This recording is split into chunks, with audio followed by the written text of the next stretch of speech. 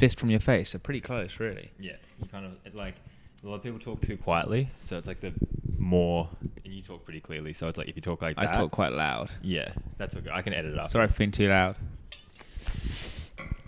Disclaimer. Sorry. Yeah, really sorry about that. Sorry, I'm loud. I get excited.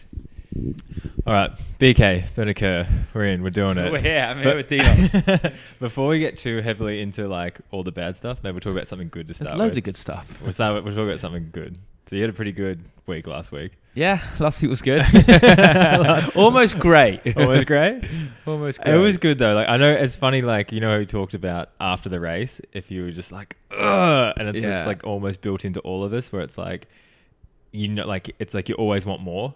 Yeah, I think after the race I was, and I've got happier and happier as time's gone by. Like the next day I was definitely almost happier with second place than at the time because obviously I was stoked, but man, 0.4. I know, it's serious? not, yeah, it's, like, come on, Amory, give me a break. The guy's unreal though, dude. He shoots and he hits, so fair play to him. Unreal ride, but it could have been more of a stinger. Remember when Connor got second to Aaron Gwynn when he snapped his chain? yeah, that was like, a stinger, man. that was like less than a second, wasn't it? Yeah, I think that was 0.9 as well or something. No, it was like, even I think it was like 0.100. So like, what's lower than 0.1? It was like less than 0.1. Like it was a like thousandth or yeah, whatever. it was like 1,000. So Yeah, a stinger nonetheless. Good, but a stinger. yeah, but you like before the weekend, I was talking to Sven, and he's like, "Who do you reckon is going to do well?" And I just said like anyone British because I felt like it was kind of like it's like a mental game. This like even though I have no rocks like that where I live, we do have some mud, but nothing even like that. But just in your head, you're like, oh, it's wet. Like you know what to do. You're good at prepping your goggles. You're good at the putting the bloody process, washing on you every night. The process of it, so. You get stoked, and it's slower pace. Our UK tracks are way, way slower than World Cup. So as soon as it's rained, it's slower pace, more technical, which I guess is good for us. Not just that it's muddy. Yeah, it's not flat out. Yeah, it's just not flat out, more technical riding. So yeah, I mean the British guys did good. Ronan, he's Irish, but similar, dude, and he smashed it as well. So pretty cool. And even like Win Masters, dude, like 21st for him. Yeah. He's such a good like technical rider as well, and it shows you it's not just super high speed. Like it's his best result in years as well. So. Yeah, we were joking about that. Like every time it's like awkward and you've got to pedal out in like first gear in like awkward rutted corners. It's just like Win's just like the man. He's a good rider at that. So there was so many cool standout results from the weekend. So because it does take a lot of bike skill, dude, to ride that. Yeah, like confidence and bike skill, like believing in your own bike skill, I think as well. Like being like, yeah, I've got this, or definitely more bike skill than just shutting your brain off and hitting rocks. And do you reckon that's like similar? Because obviously hardline's not like what we race, but that's that whole thing of like. Yeah, confidence in yourself. It's confidence. A lot of it's confidence, and hardline has loads of sketchy little rock sections as well, steep little rocks into tight little bits and super awkward. So I think the rocks are almost similar at hardline to there in a weird way, steeper at hardline. Yeah, but there's some steep bits at Snowshoe as well, you know. So similar rocks and just big jumps, kind of similar and carry some speed. Why do you have what makes you have that confidence? Then what gives you that like? I was confident as soon as I knew it was raining last week. I was like, right, I'm going to do good. And as soon as you think that mentally. I guess you do good. I don't know how you do it. But I've had similar things where I've gone to a race and I'm like, for whatever reason, I'm like, I'm going to get on the podium. And I've told people that like on my team. Yeah. And I remember like, you ride differently. Yeah, like 100%. You ride above yourself because you like, it's like, you can't really fake it. You've got to actually... You've got to believe it. And like, you can't, like, I don't know. I knew I was like, shit, I hope like, I want to win time practice, but like, do I want to win? And like thinking, do I want to win time practice must mean you know you're going quick. Yeah. And same with quali. I was like, right, I kind of want to win quali today. And I don't always think I'm going to win qualifying, you know? And then I was kind of happy. I was a bit gutted, but I was like, right, 0.9 back is good because I'm on pace, but well, at least I didn't win. At least I'm not last down tomorrow. But at the same time, you kind of, when you know sometimes you're riding good, you're kind of mad, dude. You're like, I know I could have been first in quali. I'm 0.9 back. Why did I not win? But yeah, you can't always think that, and you're right, you can't fake it. So. And do you find like when it's like this, I think it's a big difference between you know you can do well and you know you can win.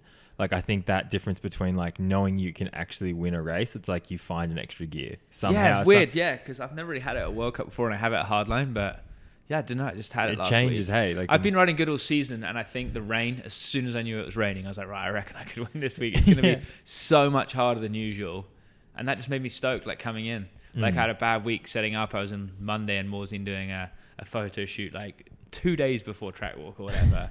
And then even on race day, like snapped my brake lever first practice run. I only got one run in, but like you don't really care when you're on, you're on. Yeah. So. Yeah, it doesn't matter. It just like kind of just you deal with with water it, off a duck's back. It just like onto Keep the next going, thing. Yeah.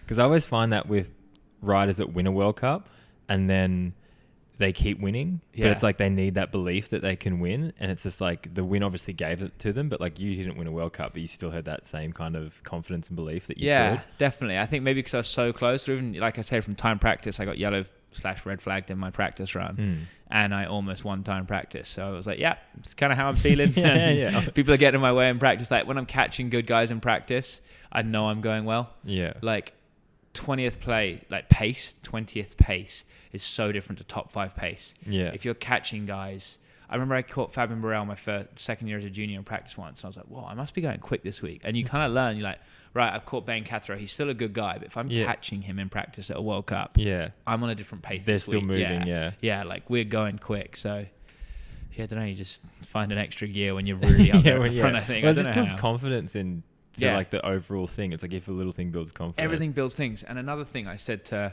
we had someone there from Pivot called Lisa. She's worked at the company for ages. She's not come to loads of races. Red Bull came by the pits twice to like film in the day. And I said, if Red Bull come by your pits, it's because you're looking good on track. Yeah. Like they don't just come by the pits to get behind the scenes stuff for no reason. All these little things help because you're like, Red Bull's here filming me do a warm-up in my pits or filming me hang out. And they're only there for one reason filming you. It's because they think you look good on track and they might need it for the pre-show or post-show. All these little things help you and give you confidence. You're like, okay, they're here. I must be going good. Did the pump up for the 16 give it? I haven't actually heard all about the 16 thing yet. Have you not heard about this? But no. Just little whispers and stuff. Well, in 2018, I had it and I got my podium at Croatia and like didn't think anything of it, but then Marie had it 2 weeks later at Fort William and he won his first World Cup, and as a joke I'm just like lucky 16, like it didn't really mean anything, but then I watched it that year and it just kept getting on the podium or top 10, like it was just always there. So we kind of had a bit of a back and forth about it and then like Angel got his first podium, Loic got it, had 16 last week and he got on the podium, you had it this week, got the podium. It's like That's pretty funny. And I got 16th at Snowshoe last year. And I qualified 16th for the second race at Snowshoe last year. There's something about and I heard Christopher Blevins won the short track with number 16 on his bike at Snowshoe last week. Yeah. So I'm kind of with you guys. There's got to be something funny about it. Who's the XC guy that also races Peacock? Someone Peacock? He races like... Tim Peacock. Yeah. There was a photo of him at World Champs, I think, when he won the gold medal and he had 16 on his... And I was just like... There you go, man. It just kept popping up and it was just weird, but... Like you said about little things build in, and it was just funny when I saw you. I was just like, "You got that 16, man! Like it's a lucky number." It's gonna be good. And it's just little things that kind of like every little thing helps for sure. And when we're flying over 0.1s of a second or 0.4, so you need all the little things. So it was good. No, it was sick because you've said this I did like before, and I was like asked you if it was true. If you won, are you gonna retire? I think so. You're just going to retire. But I don't know. When you do good at a race like last week, racing's way more fun when you do good. It's way more fun. Exactly. Dude, this is my 15th World Cup season. Yeah. My 15th. I'm 31, so I feel old. But you're not that, but you do so many seasons. Like, there's so many other cool stuff I can do, especially with a YouTube channel and Instagram. And I still want to run the team no matter what. But yeah, I could only see a couple more seasons maybe. Like, I don't know, if I won the rainbows, I'd probably race next year just so I could just flex with them. Just flex the rainbows a bit. But that's the next goal. So.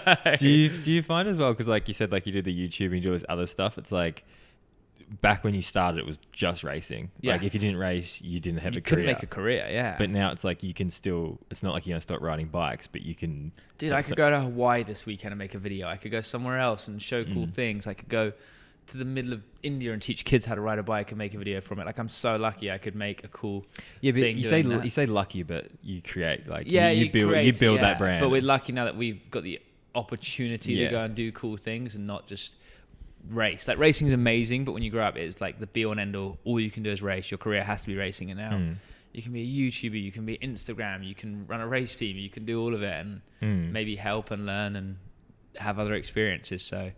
Yeah, I'm not going to retire yet, but it's not miles away in the future. But yeah, if you won, you just be like, you're not going to mic drop, you're going to finish the season and then... I think you're just going to mic drop the season, Or you're just done? No, like I would finish the season. Finish the season and then just out. Yeah, probably out. Or like, I would announce my retirement, like even if it wasn't that season, I'd be like, right, next year's my last year. Like, you announce it there. Yeah, I'm going to announce it when I win. I'll make a decision. It's done. With the YouTube and stuff, how did that start off?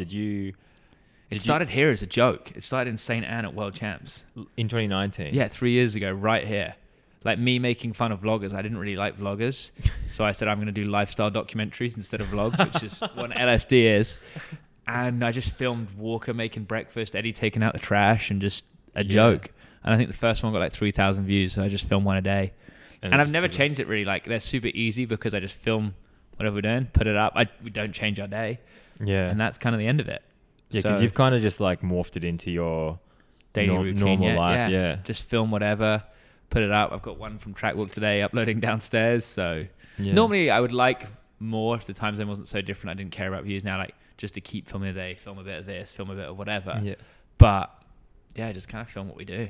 But honestly, it's just what we do. And I think that's the thing. Like people seem to like they want that. Like they want that real. They don't want to see polish. They want to see literally what we do today. Like, oh, this went wrong today, or hey, I'm literally putting my shoes on now, or oh, the truck got a flat tire, or I was trying to take the bin out and the bag ripped. Like that happens to everyone. Like it's kind of funny when it's happening to like World Cup races as well, I guess. Maybe. Yeah, I think it's because then they can relate more to you on like a human level, not just like you're or like crazy. Us having a laugh with Amory, or him getting annoyed at me, or whatever it is. Or like last week was awesome to take everyone out on the podium. Most people will never see what it feels like to be at a World Cup podium, and it was so easy for me to just let my GoPro record the whole thing on my helmet on the podium. So hopefully people like that, which is pretty cool. Yeah, something like that. And because I guess, do you reckon it's a weird thing with like social media, how it's like, I guess like the more effort that gets put into it actually doesn't mean more views or more 100%, dude. Yeah, like you can return. try and polish it or get a red camera to film something or do whatever, but yeah, sometimes people literally want to see you take out the bin. You know, like super basic, not polished, or me put on my shoes for 2 minutes. Because you just use GoPro mainly to shoot all your vlog. 98% of it, we use a dad cam sometimes as well, but otherwise just hold it. And I normally record and stop, and I cut minimal. Normally I put 95% you just drop it all in, footage in. So people see what we've been up to. Even if I mess it up or I drop the camera, it stays in.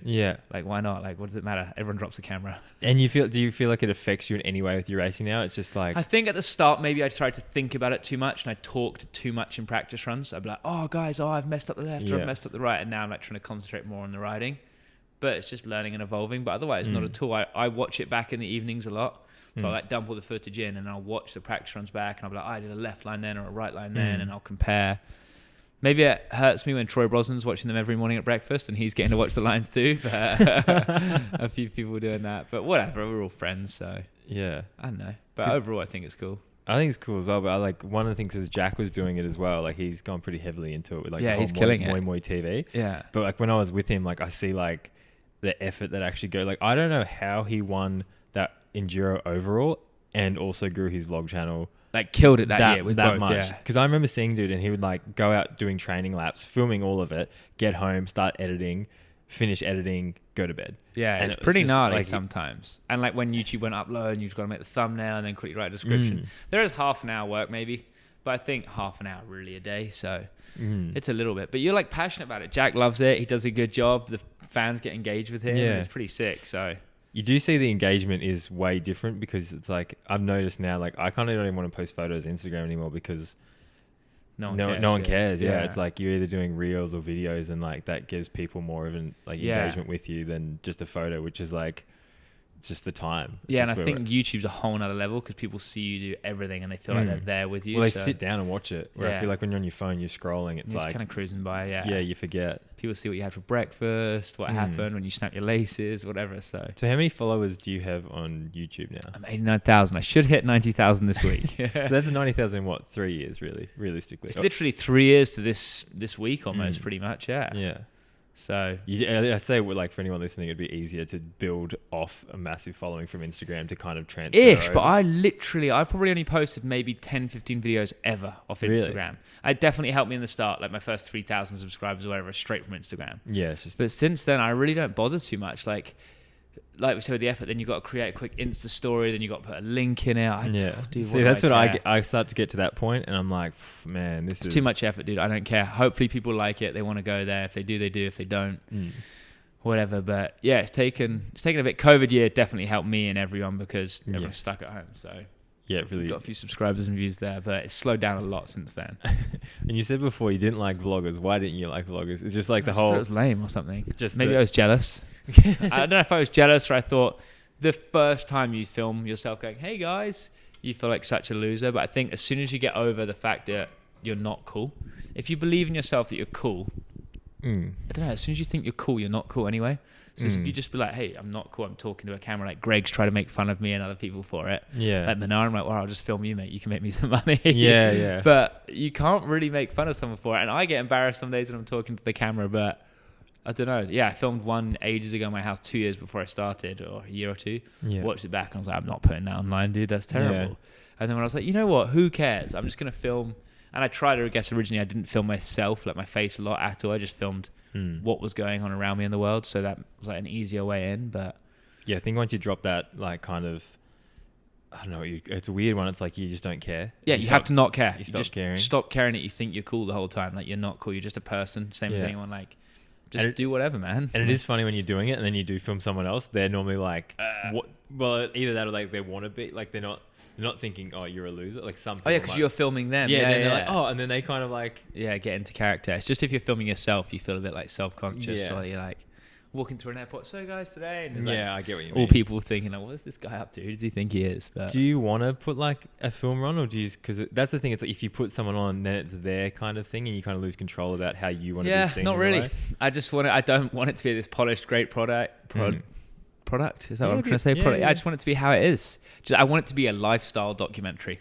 It's what we're up to today. And I like so much better than a vlog, isn't it? Yeah, so much better. And you can just like, this is what we're up to. And sometimes I'll notice myself trying to just put good bits and I'm like, no, just put it all in, man. Like, it doesn't matter. So yeah, I want to keep that. And then people have got low expectations, I hope. It's never been great. It's never going to be great. It's just, it is what it is. But yeah, it's a day in the life. Yeah, true. Because I've kind of stuck my toes in the pool to try and get into it. Yeah. And then I think I try and make it too good. Like I actually try and put effort into it. Don't need to, yeah. But then it kills it because then it's like I don't want to put that much effort into it. So then you don't do it. And then you can't be bothered. And it's like a vicious circle, yeah. Yeah, I would just say to anyone who wants to do it, just do your style. Some people are super slow-mo, super high and super polished. If that's your thing and that's what you like, do it. Go for it. If you're just kind of cruise. Well, that's the whole reason I got this camera, because I started like, I'll do vlog stuff, and then I had like my phone, and then that went to like a better camera, and then you get a better camera, and then you're like, this is too hard now. It's just too much. Yeah, whereas obviously you really like this, and we got this sick mic thing, sick camera you guys. Well, it works well for this as well, and this is easy to me because like. Yeah, you got your own studio now. This is crazy, man. I'm impressed. I spent so much money on that painting, man. Dude, like, that is some nice art. That's like $100K right there. Jeez, respect. It's going well. Apparently. No, I've learned a few things along the way. That's sick. So you think you're going to be done with the whole racing thing in a few years, but you're going to still just be involved. Yeah, I love mountain biking so much. I've grown to love the race aspect and the events more and more as we've got older and come back from COVID. Like, dude, it's so good. I want to stand in a line and wait for a beer. I want to stand and wait for the toilet. Like, who cares? We're not in a rush to go anywhere. Just enjoy it, man, and enjoy hanging out with your friends, doing things like this. Me and Emily last night just pedaled up the road for half an hour and back. It's so nice. We're in like a sunny place in Canada, pedaling mountain bikes down the road and getting paid to do it. So I think it's sick. And the fans as well. Like, dude, America was like... It was unreal last week in America. Yeah, shout out to all the USA fans. You guys were awesome. It doesn't feel real, does it? It doesn't. It doesn't how's feel everyone real. this stoked on mountain bikes and like a common passion of like riding something through the woods on a forest with two wheels? Like, how is it that cool and that much stoke comes out of it and good? I think it's just good so people. So rad to be around like the vibe and the people. So no, I definitely want to stay around racing. 100% want to keep running the team and with Eddie and everyone on the enduro as well as downhill. So yeah. But racing, I could do. But you would still do a stuff. few though. Like, would you like hardline? Maybe still? do like hardline or something, or Crankworks maybe. Maybe Crankworks, but dude, training. I would want to do good if you go. Like if you don't do good, it sucks. And then training takes so much time and sacrifice. Like I could be riding moto every day, or I could be going to Hawaii, or I could go to Cornwall surfing, or train 6 days a week for mountain bike racing, which is rad when you do go to Hawaii. I do really want to go to Hawaii. I've never been. Like 3 times. I know. Now. All right. So if anyone in Hawaii wants to hook me up, get me out there. I really want to go, and I've never had time. Yeah, because I'm busier than people think. I do some work, and all mountain bikers do. Everyone thinks we live this dream life, which we do, and then we're just like floating around riding bikes. But we all do a lot of things and a lot of training and photo shoots and things. So well, do you feel like your brain doesn't shut off? Like with people that work a normal job, it's like, all right, I'm going on holidays, and then like you're on holidays. Where that's it's like we're going on holidays, but you still think about like nutrition, training. We care too much. Yeah, it's like your brain doesn't turn off. Like we're almost uncool because we care so much about being good or whatever it is. It's a good thing that makes us good at what we do, but yeah, you care so much. Or I've got to like get an email out to this person or order this so Eddie can do his photo shoot next week or whatever. Yeah. No, you don't turn off, but because I feel like for you to race, run the team, and also put out as much content as you do, like that is like quite spread. It's quite spread. I know. I kind of worry sometimes I'm spread too thin. I'm doing like a mediocre job at each one, and I guess I have been for racing for a while. We're finally coming good. Just before we check out. Yeah, just before. It's taken me 15 years to get here, but yeah. You've been with Pivot pretty much that whole time as well. Yeah, I like started on my own thing, did this milliard thing. I was on Norco for 1 season, and then I've been with Pivot since the beginning of 2010. Yeah. So it's like 13 years on Pivot now, I think. Yeah. So a long time. So you got a good relationship, obviously. Really good one, yeah. Hopefully just trying to work out another deal, hopefully for another few years. So that should be pretty cool. And then check out, be team manager. Dude, I'm just checking out and chilling. Hopefully run a sick team with some awesome younger riders and give people more opportunity, and hopefully pass on the knowledge I've learned through racing and a lot of mistakes along the way, but some good lessons. Because it is cool, even now at the World Cups, like you see like Cam Cole and like a heap of other ex-racers. Dude, like Flo Payette's going to be doing the same thing. So cool. And it's like you say you're retiring, but like Flo's going to keep racing Crankworks and Hardline, and he's going to be at all the World Cups. So it's like it's kind of cool now that you can transition out of racing, but you don't actually leave the community at all. You're 100% still here. You can help out, and you can still be a part of someone else's win. You know, like even me doing well last week, it's not me that's done well. There's so many people with Barney, the people at Pivot, my brother driving the car, Emily doing lines, video, like everyone. You're just such a team behind it, so you can still be a part of these results, even if it's not you on the track. You're now the guy helping that guy on the track get the results. So no, it's pretty cool how it's all going, I think, with that. And you see when teams run smoothly, like everything just works. Dude, everything's dialed. Like the amount of staff specialised in things have with Lurk and Finn is unbelievable. And like people filming lines, timing lines, like the amount of team effort that goes into Lurk or Finn on that podium is it must be like 10 guys per rider. It's insane. You do go past the pit and you're like, who are all these people? There's so many people in there. And same with Commentator, I think they got 17 people in their house.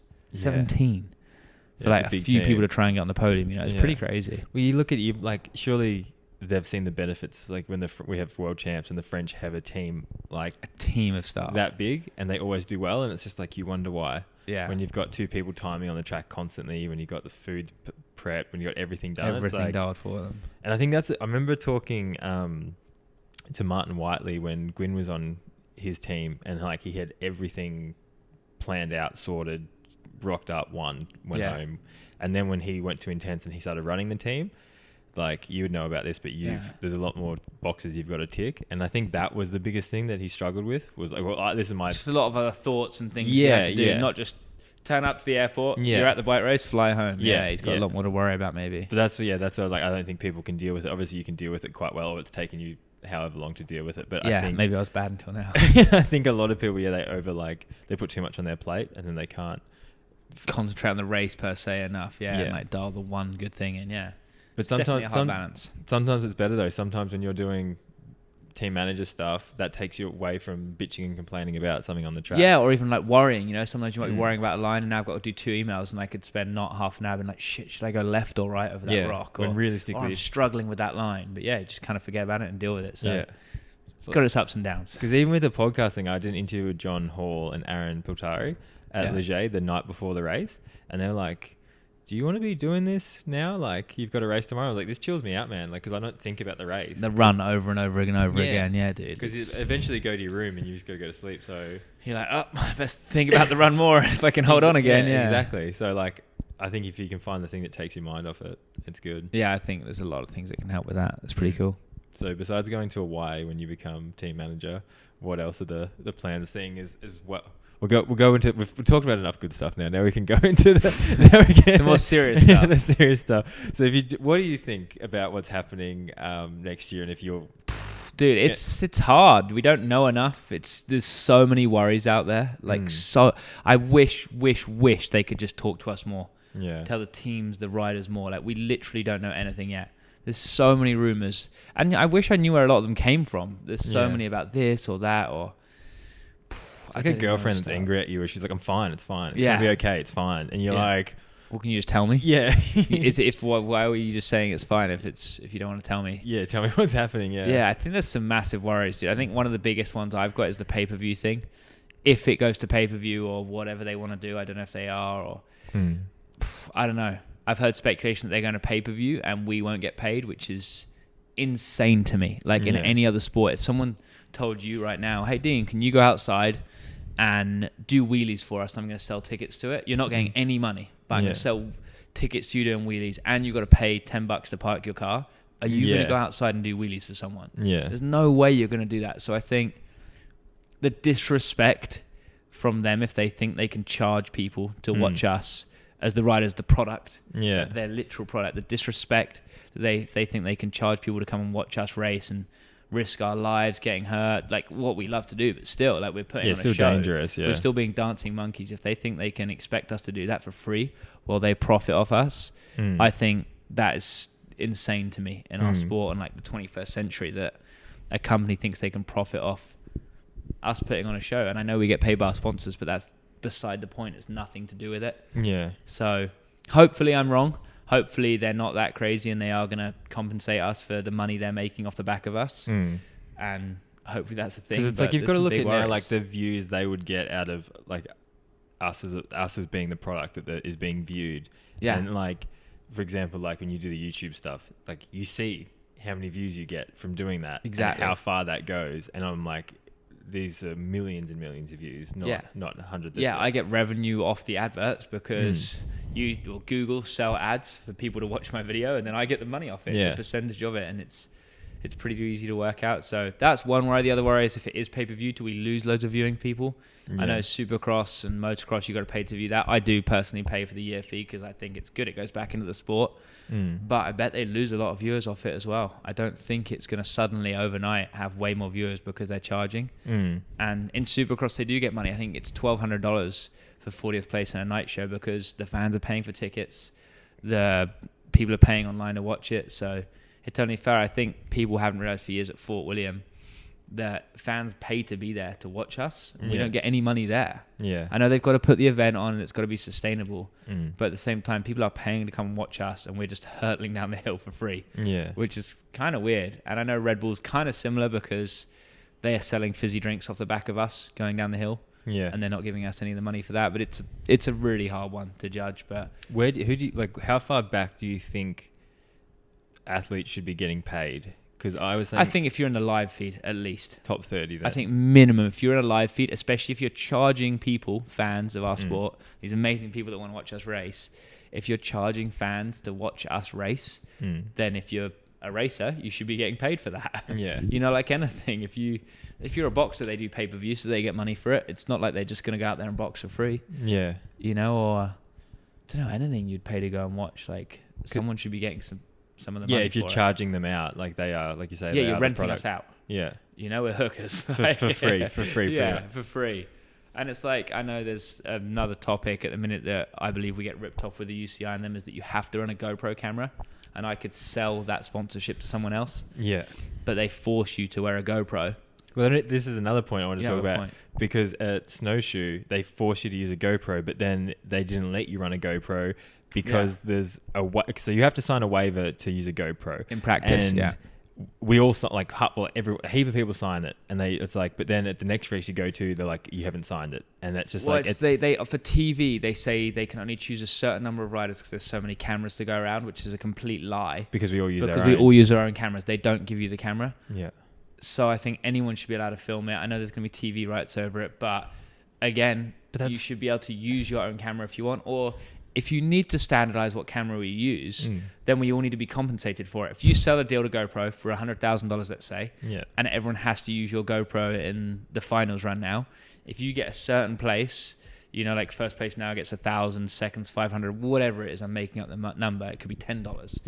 But forcing someone to use a brand of product and then not compensating them for it is a pretty risky one, because before we know it, they could say everyone's on Dunlop tires and you don't get any money for it. Because we need it to be standardized so we can measure the rolling speed between split 5 and 6. Because we want to see whose tires rolling the quickest today. You know, like, because you're all on the same tire. It's like F1, but then it's not that crazy. It's not that crazy. It's not that crazy to think like that. No, it's not that crazy to say, oh, we want to standardize the camera. Okay, but we need compensating because there's other brands out there that are trying to sign me. And even just letting us run it is another thing, because you obviously you weren't. So you got it taken off in the start. I got it taken off literally before the start at Snowshoe because someone hadn't put me on a list. But why are you discriminating one rider from another?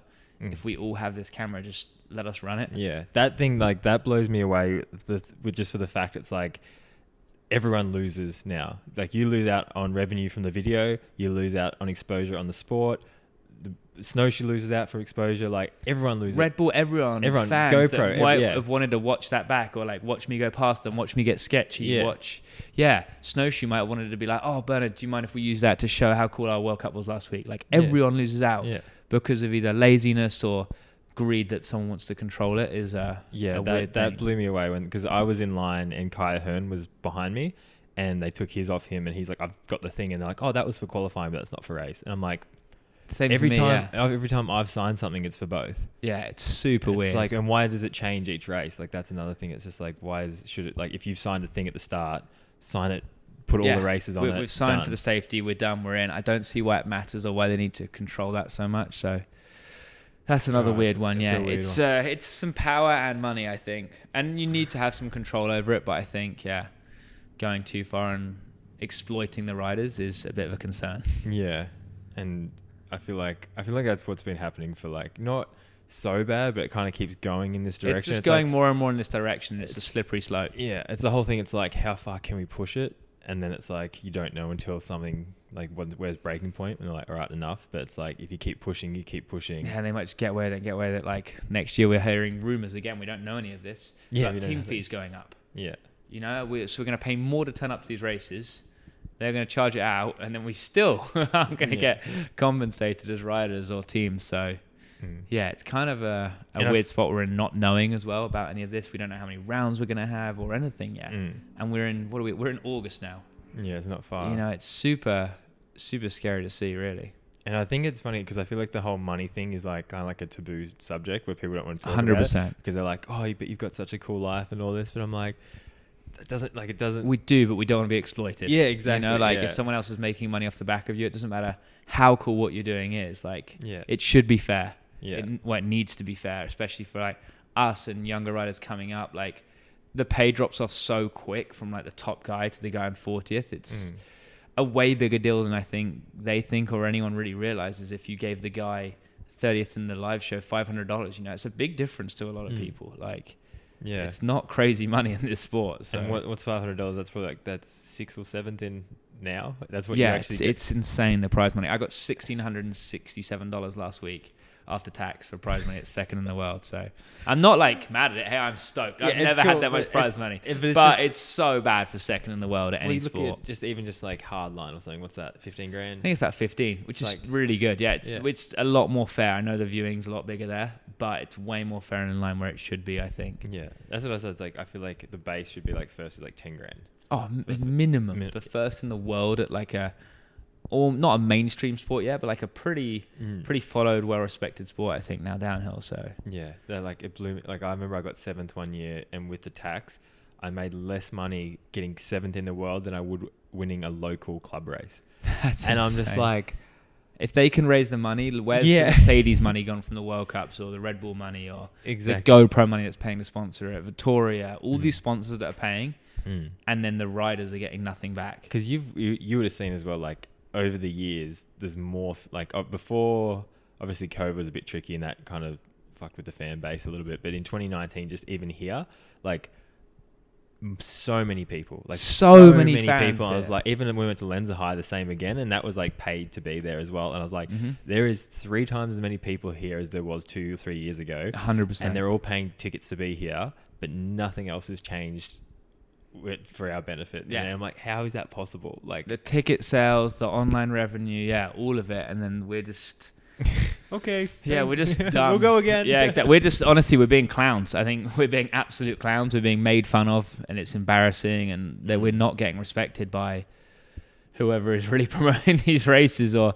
potentially about to charge people online to watch it. So yeah, it's a worrying one. How do you feel about, because obviously there's been like a bit more of a like union association, whatever you want to call it, with the riders.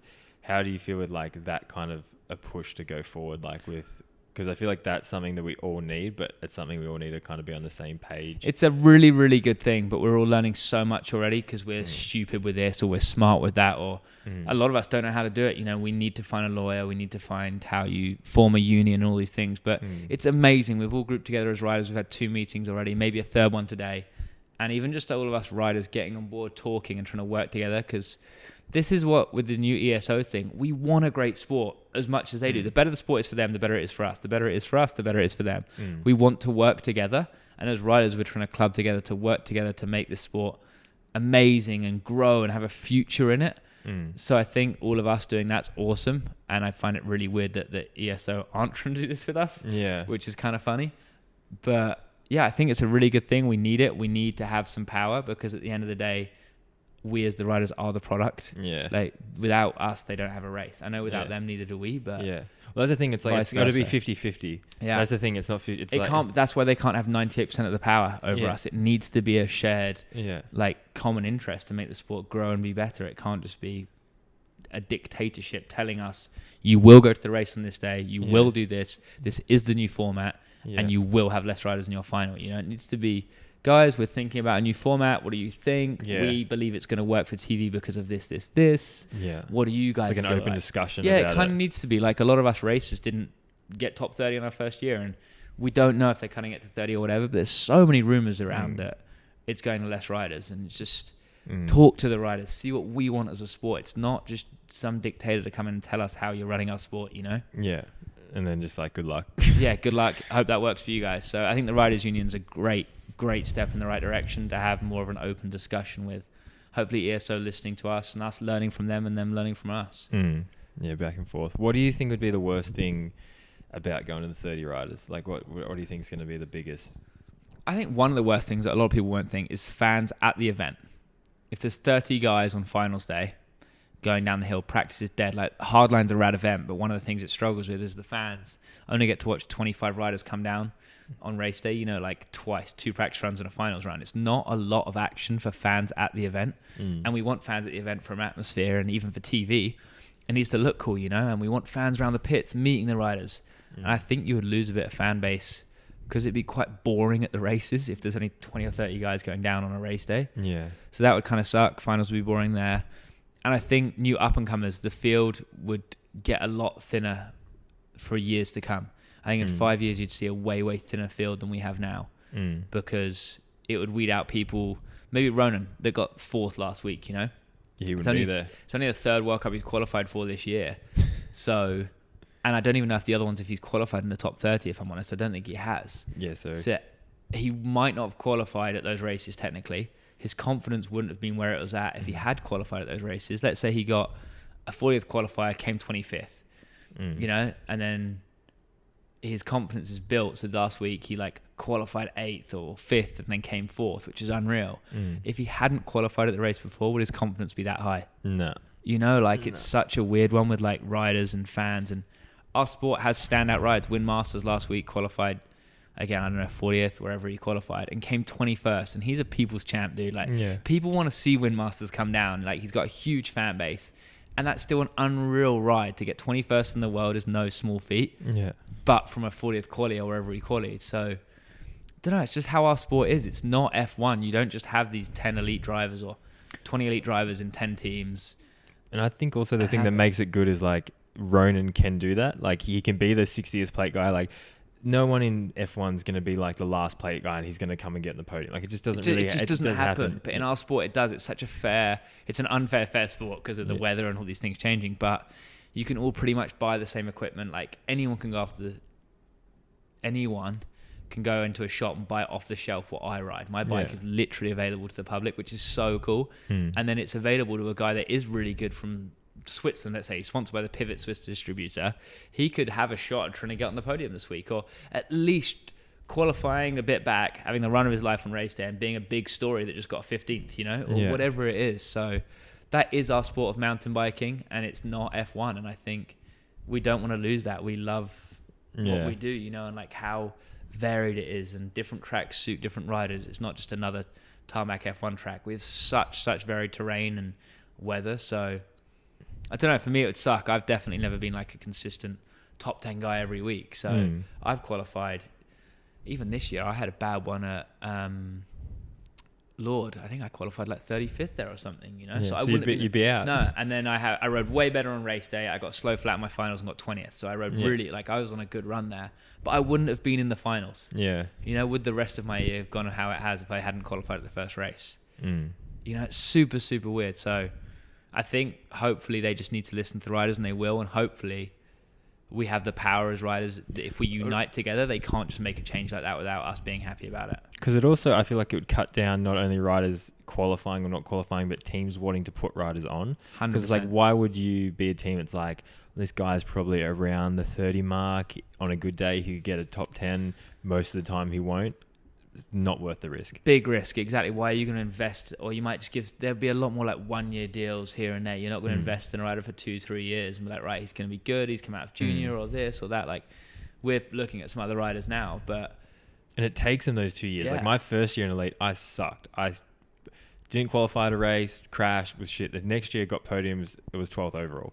Exactly. Like, it's such a weird sport for that because there's so many variables in it. I just really, really think, like you say, it's a big worry for like teams trying to sign riders or smaller teams dropping off the face of the earth. But if that's what they want, that's what they want. But I think that's a real shame because it's kind of not the sport we all signed up for, you know? Like World Cup races still race club races at home, like you say. We race fun races. We do this, we do that. We have a beer with everyone after the smallest race at home. It's not F1 where you just race this World Series. It's a completely different thing. So I think trying to make it so elite, it's going to wreck it, yeah. Yeah, it could wreck it 100%, I think.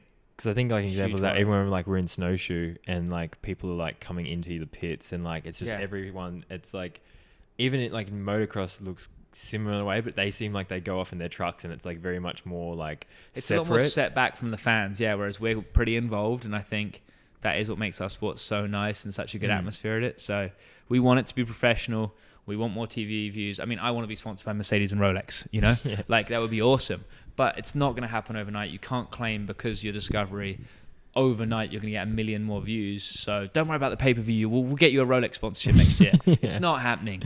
You know, maybe in the future, but not all of a sudden. And I don't know. I feel like if they really are into the sport as much as they say they are, which I hope they are, we really haven't had enough. But and if they want to invest in the sport, the riders are the sport. Invest in your riders. That is your sport, and that's where the money needs to be. And build a story around your riders. Like build something into them that like to sell. Like, I look at other sports and like where like that like the sport doesn't build them. It's like the story behind the person that's like playing the sport. Like a perfect example was Conor McGregor. Like for you, like the amount of money he would have brought into the UFC, and like they didn't. People that don't even care about the UFC know about Conor McGregor, and that's because like there's a story around him, and he's so charismatic. And it's like if they put more money back into us to advertise us, the product again, and then that brings more viewership. If we're making more money, like I want to hire a filmer, you want to hire your own filmer that follows you around, and you become a guy. Because I know an argument could be is that they want to put less people in the finals so they can create more stories. Because let's say Ronan last week, if he did qualify, it makes it hard for them because all of a sudden they've got this guy, they've got no B-roll on him around the pits, they've got none of this, no extra footage because they can't have 60 riders worth of footage backed up in the pits that week. They've got to limit it. But I think limiting the riders you have just for the sake of creating their own internal bigger stories is kind of a silly way to do it, but it's just my opinion. It's not like I'm saying it's right or wrong, but I think overall, we need to somehow reinvest in the riders so we can create more stories or more personalities or bigger things, not just them being like, well, if we cut the field, we can film everyone in the pits, so we're just going to do that. But our series could be fucked in 5 to 10 years. But I think the depth of the field and the riders coming through would be like depleted. I really it'd be like overfishing. The series. I really think 5 to 10 years, if they go that direction, it's going to be like, it could be really good for 3-4 years. Could be amazing. 100%. And then you're like, all right, where's the next generation of people? It's just not come through. The first World Cup I ever qualified at, I qualified 66th because it used to be top 80. And I think it's a shame they got rid of 80 if I'm honest. It's hard now. So I qualified 66th at my first one. And then 2 weeks later at Maribor, I qualified 13th at my second one. And without qualifying 66th, there's no way I would have qualified 13th, you know, like the confidence I had going to the next race. And I was a junior at the time. We had to qualify an elite, so it was really hard. Where was that? Where they first qualified? I qualified in Andorra first, and then Maribor.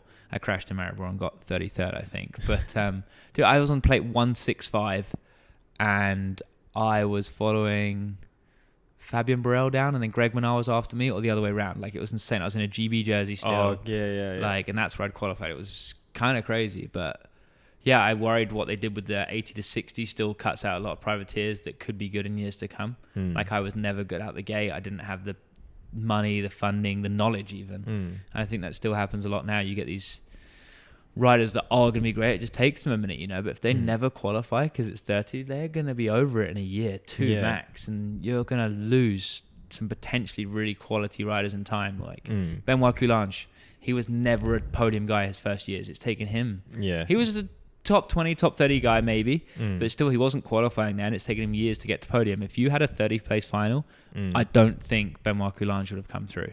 Yeah, it's just get to a point. It's too hard. Yeah, it's too hard. Like, why are they're turning up every week? They can't get on a team now. They can't get paid. They need to grow up and get a job. The at some team doesn't point. even want to put them on either. Yeah. That's the thing. It's like, it's not even the fact they don't want to do it. They can't do it because there's no team that will support them. And they've got no money and no support. Yeah. So I think between me and him, you might have lost both of us. I think you'd have lost myself and Benoit Coulange 100%. If when we were 18, 19, it was top 30, 100%, I think we wouldn't be here in the sport right now. Which... Yeah, I'm trying to think of myself in that situation as well. And like I said, the first year I sucked. Yeah, 100%. So it's like... So hopefully, dude, it's all speculation. Hopefully they're not this stupid and they listen to us and they're not so self-centered and selfish and they really take on board what we're all saying and don't just go with what their opinion is because when do you think it is going to be like, okay, this is what's happening? If they, because someone told me next Tuesday, I think they're going to come out with the locations for the races next week. I think next week. I mean, you'd hope at the same kind of time the teams would get told something along the lines. At a certain point, if you're a team manager, you go, hey, I got to book shit. I got to book stuff. Like, dude, it'd be so nice if we could leave work sounds and stuff here this week for next year. I don't know if we're coming here next year. Like, we could leave all our spare tires here that we don't use. Yeah.